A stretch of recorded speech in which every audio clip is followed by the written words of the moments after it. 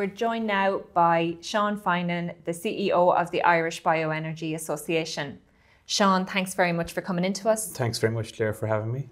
Sean, first, you're newly appointed as CEO of the Bioenergy Association. Can you just outline what the association does and what your role is as the CEO? The Irish Bioenergy Association, or IrBEA for short, is the representative body for the bioenergy sector here on the island of Ireland, both north and south.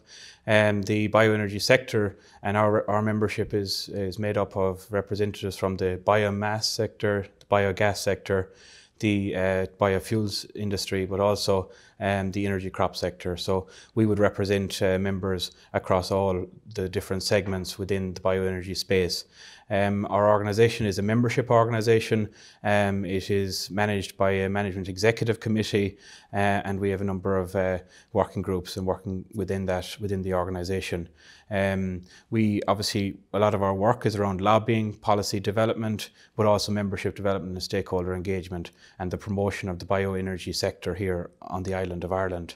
That is done through active involvement with our membership, but also through lobbying the various government departments and state agencies for the development of the bioenergy sector within the country. My role as CEO is to run the organisation, work with the staff and the membership to further develop the sector here, similar to what I would have done in my voluntary role as National President of Macra na Firma when I held that role.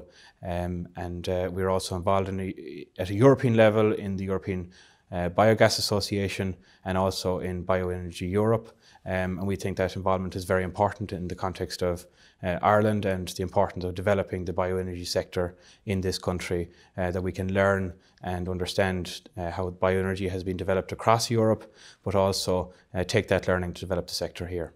Sean, there is a massive drive on at the moment and a lot of discussion on climate and on reducing our carbon footprint here in Ireland, and particularly on the renewable energy side.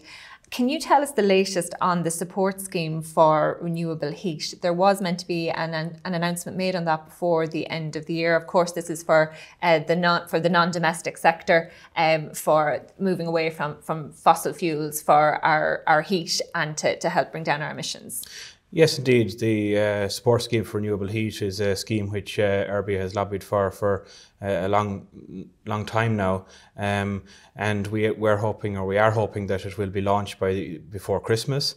Obviously, our timelines are getting tight now in terms of that happening, but it is a very, very important scheme particularly for the biomass sector and the biomass heating systems in the initial phase.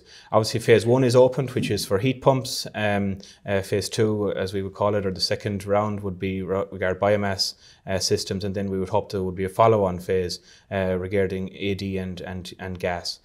So what the scheme will do is incentivise the installation of biomass heating systems, and that the government would give an operational tariff back to farmers or to organisations that install biomass systems, and that then would help to reduce the amount of fossil fuels which currently might be used, encourage the use of renewable biomass sources, and also move towards achieving and helping to achieve our renewable heat targets, which are set for 2020 and indeed 2030 moving forward. Yeah, there seems to be a big push at the moment on the biomass side. Is that both willow, miscanthus, different types of wood chip? Well, a lot of our wood chip would come from forestry, from our forestry resource which we have here in the country. A number of years ago, we saw a growth and development in terms of the energy crop sector. In recent years, a lot of that energy crop has been turned back into conventional grassland because of the economics associated with it, and its location maybe in terms of its source and where it can be used. So it is a sector, the energy crop sector is a sector which needs to be developed and contribute towards achieving our targets from a renewable energy point of view. But the vast majority of our biomass would come from forestry thinnings, wood, which would be grown here in the country, and also in some cases imported. As I said, there has been quite a push at the moment, not only on the biomass side, but I suppose also when you look at solar and wind and the potential there. But what about the potential of biogas? Is that being overlooked, do you think, by government at the moment? You're right to say that there has been a focus on other renewables, and biogas is one which definitely has been put down the list of importance from a policy perspective. It's our job as an association to work and lobby to try and bring biogas up onto the agenda. We will work to do that and continue to do that. But we have seen that biogas in other member states has been around for many years. The technology has been proven in other European countries, and really it's a case of needing now support from government in order for an AD and biogas sector to be developed here in this country. So you're correct in saying that it is probably down the rankings compared to other renewable energy sources, but it's our job to make sure that it gets up to the top and that we see the rollout of a very important AD industry over the next number of years here in the country. How do you see a biogas sector working in Ireland, and where do you see the potential exactly? I think there is huge potential for bioenergy in general, but particularly for biogas, because we have an abundance of feedstock available in the country. We are a grass-growing country. We have a very focused food-producing industry with our ag industry, and obviously we have lots of animals, cattle, sheep, pigs, all the different sectors producing slurries. That all, as well as grass and indeed other sources, can be used to produce biogas in a biogas facility, where enzymes and bugs would work with on the feedstock and produce the gas, and also produce a digestate which would be available to farmers to spread back on their land. So I see the potential at a number of levels. Firstly, at a small scale level on farm, where there is an energy demand on the farm, it'd be small scale production, but the potential in terms of meeting our targets would be with large scale biodigesters situated across the country, maybe a number in each county, whereby farmers would provide the feedstocks associated with feeding the anaerobic digestion plants, and that feedstock would predominantly be either grass or slurry or other bioenergy sources. At the moment, Gas Networks Ireland are in the midst of their GREA's project, where they're launching Yes. down in Mitchelstown, and they're going to have an injector facility down there for anaerobic digester to feed into the national grid to produce the natural gas. Do you see potential in, like, obviously that's a very strong dairy part of the country. Yeah. Do you see potential for biogas, say in kind of the Midland areas or in other areas where it's more on the more of a beef farming or smaller scale farms? Well, we welcome the Gas Networks Ireland announcement a couple of weeks ago, and we think that's a very positive development in the whole space. I think the potential for biogas is countrywide, and in the more intensively farmed areas, you will have more competition for feedstocks like the silage and grass, whereas, as you say, in less intensively farmed areas, more extensively farmed areas, there is huge scope for as a source of feedstock, and that, as you say, would be up in the Midlands, in the west of the country, and the northern end of the country, where the farming systems mightn't be as intensive. Indeed, there are some intensive farmers within those areas, but it mightn't be overall as intensive as other parts of the country. So I think our industry to grow and develop needs to be a countrywide industry, and obviously the closeness to the gas grid will be a very important consideration, but also we need to be very conscious of the availability of feedstock and in the rollout and deployment of facilities. And what about generating a competitive return on that AD feedstock back to the farmer? Yes, obviously in order for an AD industry to grow grow and develop in the country, everyone along the supply chain needs to make a return. As a farmer, part-time farmer myself, I understand that the farmer needs to make a return in terms of that feedstock. And I think really that's where support from government is very important, because any support that the government would put in place in the form of a tariff would result in a lot of the money that the government would invest going back out to farmers, initially to the biogas producer, but then they would be returning that to the farmer and developing an economy and economic growth and economic development at a rural level. So I think we have to look at the multifactorial benefits of AD, and that's what we need to make that case to government, that where they don't just look at it from the point of view of investing a significant amount of money in terms of a refit, but that money will actually, our tariff, and that money will actually go back to rural Ireland. We reckon up to maybe 75% of that money that the government would invest would ultimately go back to farmers, who would provide the feedstocks that's required. There's also a lot of, and farmers are wary from the point of view of maybe the availability of feedstock for fodder purposes, but also the availability of feedstock for AD.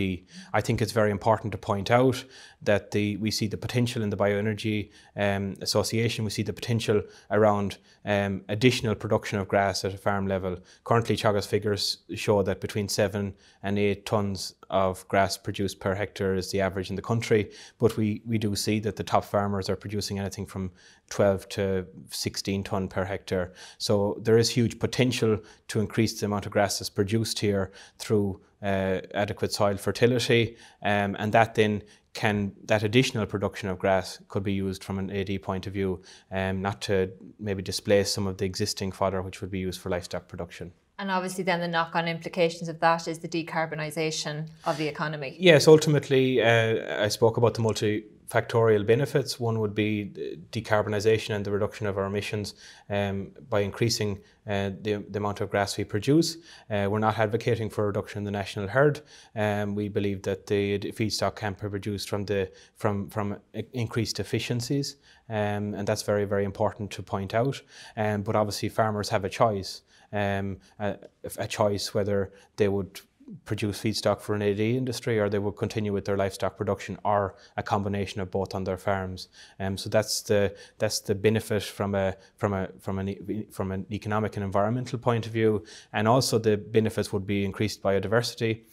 Also, the digestate is a more, or my understanding is that it's a more stable product compared to raw slurry, and that the nutrients are very accessible to the plant from when the digestate is spread back onto land, and that would help as well in terms of maybe the water quality and improving water quality within the country, which a lot of the time farmers are blamed for that issue which exists in certain parts of the country. And Sean, the Irish Bioenergy Association also recently made a submission to the National Energy and Climate Policy Plan, which is about getting us back on track for our 2030 decarbonisation targets. What did you say in the submission? Yeah, well, we have made a number of points in that submission. Firstly, we believe that energy needs to be prioritised, that currently is within the Department of Communications, Climate Action and Environment, so it needs to be prioritised within government. We do want to see the rollout of a mainstream AD industry within the country. We want to see energy crops being supported, similar to the way the forestry scheme will currently roll out, where farmers are provided with a grant for planting of forestry. We will have to see more forestry in the country. We believe that an adequate land use policy should be developed. That land use policy should look at all the land within the country, and it should also set out indeed where forestry can be developed, and where it can be developed countrywide rather than focusing on specific areas of the country, because we need with a biomass industry, there will be a need for forestry right across the country, in all counties, not alone focusing on certain parts of the country, which is an important consideration. So there would be some of the elements within our proposal. On the biofuels, we would be also promoting E10 and the improved increased subsidisation of biofuels within our fuels, and that ultimately will also have a knock-on effect for farmers in the growing of energy crops to maybe feed an industry around that. So our ambitions are all available on the consultation for anyone to look at, we do see huge potential for bioenergy as being Europe's largest renewable energy source, and the effective rollout of a bioenergy sector and an industry here will mean that Ireland will help. It will help Ireland to address its targets as we move towards 2030. Sean, I'm afraid we'll have to leave it there. There's lots more I'd like to ask you, especially with the reform of the Common Agricultural Policy and how it's affecting young farmers, but also just to congratulate you on the 60th anniversary of CJ. I know that was celebrated there last week. Yes, indeed. Thanks very much, Claire. So we'll have you back in again, Sean. Thank you very much for joining us. Thank you.